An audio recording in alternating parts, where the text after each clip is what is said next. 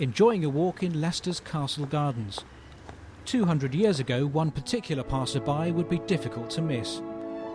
Born on the 13th of March 1770, Daniel Lambert worked in the city as a keeper of the bridewell with his father. Bridewells, or houses of correction, were originally for homeless people, but later became prisons for a range of minor offenders.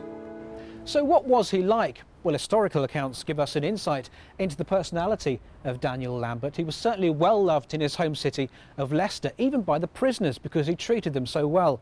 And in 1803, a prison inspector remarked, "He's a humane man, a very improper person to be the keeper of a prison."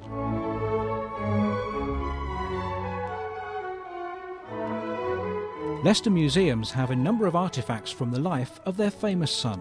People are always sort of surprised by the size and the dimensions.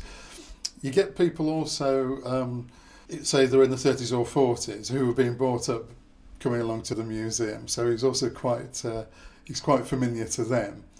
But as I say, they bring probably their kids in later on to see him. So his popularity continues.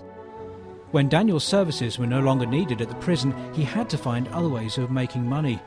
He decided to go on tours of the country, allowing people to see his bulky size as long as they paid a shilling.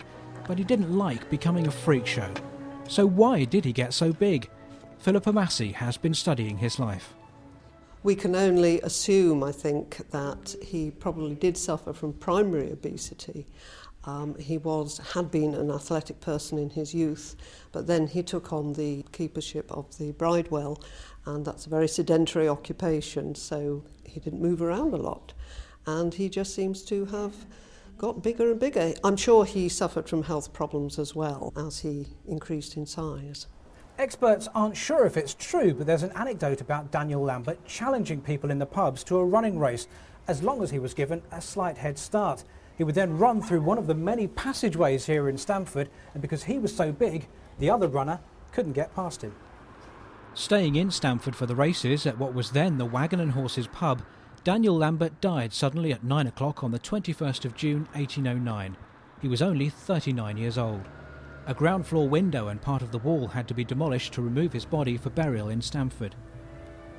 There may have been heavier people since, but Daniel Lambert will always have a big place in British history. Simon Ward, East Midlands Today.